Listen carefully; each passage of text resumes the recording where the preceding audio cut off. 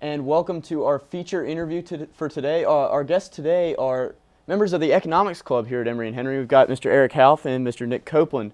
Thanks for joining us today, guys. Thanks for having us.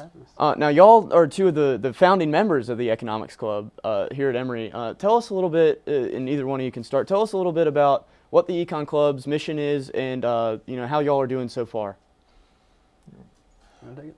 Yeah, sure. Basically, the Economics Club mission is we want to present an opportunity for everybody to come in and learn a little more about economics. You see the economics in the textbook, you learn about, supply and demand curves, but really how can you take that and apply it to something more than simply a textbook or a graph that you see in a textbook. I guess that would go with some of our projects that we're just getting ready to start and things like that. Yeah, so it's not just for econ majors or people who take econ courses. No, I actually think that's one of the really cool things about the program is I'd say about 50% of the people are econ majors, but that's another 50% that aren't. And it gives us a nice little base there. Yeah. Okay, well, Eric, you mentioned some of the problems that you're working on so far with the club. Tell us a little bit about those and what you're doing.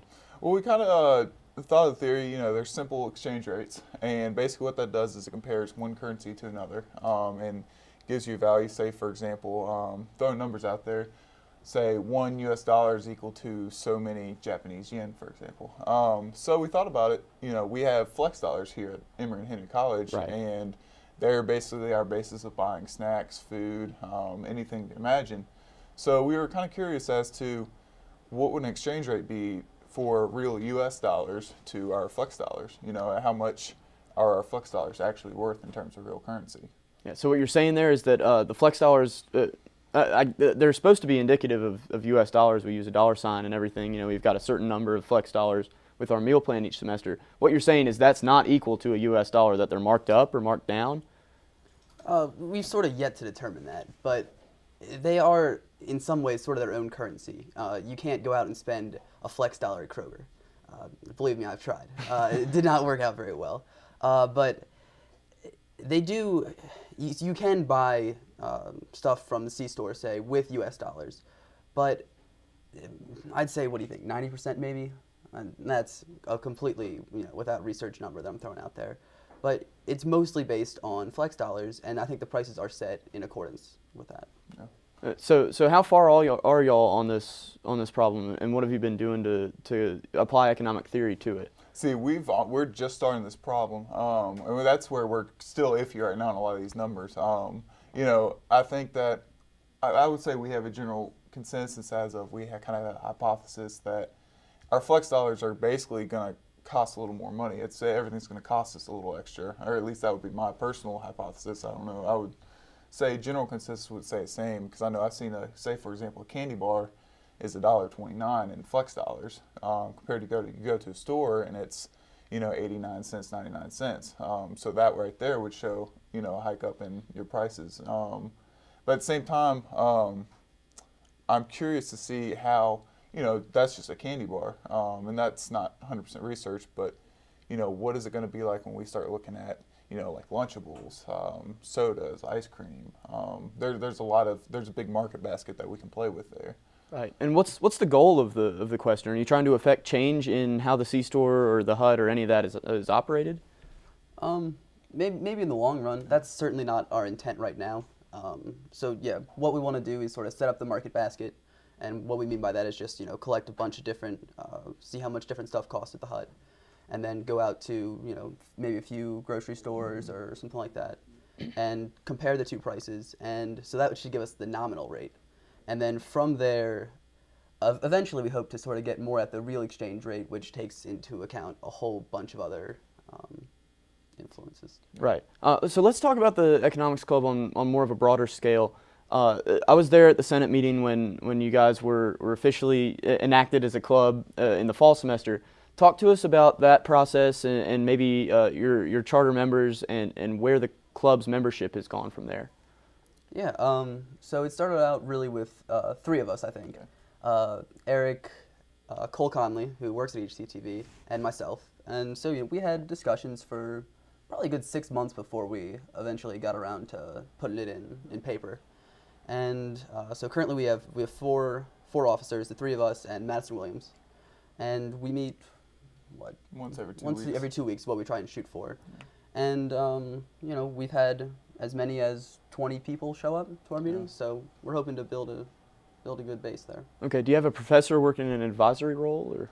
Really, we have both economics professors working with us. Dr. Dawkins, she was kind of our head founding professor, I guess you could say, but then Professor Clark's really been active. She's been really enthusiastic about it as well. So we've been blessed to have both of them work with us. Right. Now, in talking with you both earlier, you're both looking at graduate school, and do you see where do you see this helping your cause in a graduate school setting, or in your applications to grad school? Well, for one, it's a nice line on the resume, which that's obvious. But in doing some of the projects, you get a feel for research, and although it's a lot smaller scale than a lot of what you do in graduate school, it's nice to have that experience. Yeah, it's nice to be able to apply some of the simple mathematics to it. We do a lot of theory in undergrad. You don't necessarily get to apply it as much. But I guess with these smaller projects, I guess you kind of get the chance to apply it to the real world and see it for what it really is, rather than just theory. So. Anything specifically? I mean, I know you're already into Rice, correct, Nick? I'm into 4 schools so far, yes. Okay, and Eric, you've applied to. I've applied to 11 schools, so I'm still waiting to hear back. But a lot of my applications were later applications. Right. So, so where do you see specifically this maybe helping to direct your research, or how has it affected maybe where you want to go from here? So I think it actually affects what he wants. He's more interested in international trade, which this lends its hand better to. Yeah, that would be exactly the case. For me, I guess that's kind of a selfish benefit I get from it.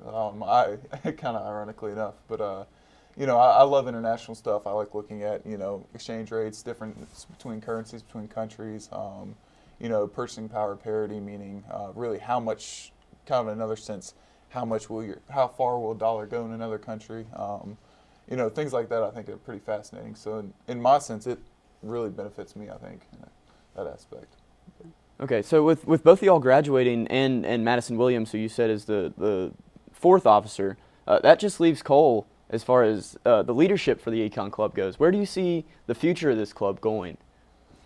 I think that's something that's really going to be interesting to see how it develops, because I think we've got a good project going on right now, and really I think next semester is a good opportunity for them to take our results, build off them, maybe have another experiment or two, and really even have a lyceum or something like that. So in a sense, I feel like we're setting up a foundation for them to just excel after that. And I know there's a lot of econ students behind us. It's not like we're the only ones there, and a lot of good econ students. So I'm excited to see how they take it and really build off what we've done and kind of excel with it. So. Right, and we're almost out of time here, but also I remember last school year, there were some rumblings about perhaps eliminating the economics program from our curriculum here. Do you think that the development of this club and maybe some of the questions that you guys are tackling as the economics club are really going to build a case for the longevity of the program here at the college? That wasn't really our intent, but the more we can get people interested in economics, I think it does help the program. And if the word gets out there more, I think we could see some spillover benefits there. And to build off that, they looked at canceling the program because how many people actually come to college and say, I want to major in economics? If you look at our statistics, there's like maybe 2 or 3 a year. And that looks terrible. I mean, I know for myself personally, I don't know about you, but I didn't know what economics was when I came to college. So with regards to that, it's, it can really help get out the word. And, the freshmen that are coming in and never heard of it, they might be like, oh, what's economics club? And, find a project that they enjoy and really find that they love the topic. So. All right. Well, thanks for both of y'all for joining us today, and good luck with graduate school and making your decisions there. Thank you. Now we're going to send it over to an out and about. That'll be it for your feature interview.